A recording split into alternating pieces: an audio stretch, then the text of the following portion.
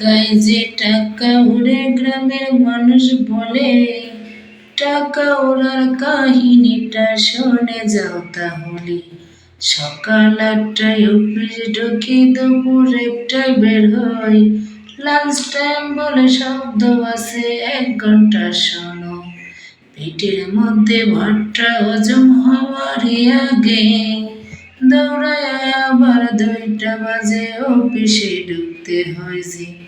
২টার যদি ১ minute late যে হয়ে যায়, গালাগালি বলে কোনো কথার বাইরে নাই। রাত ১২টায় আবার যে অফিসে ছুটি হয়, তার মাঝে যে বিকেল আছে কখন যে তা পার হয়।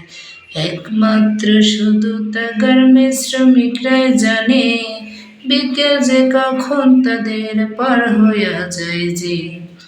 এত কষ্টের টাকা যখন বাড়িতে পাঠায়, তাও যে মা বোনের মুখটা কালা হইয়া যায়। এত কষ্টের টাকা যখন বাড়িতে পাঠায়, তাও যে মা বোনের যে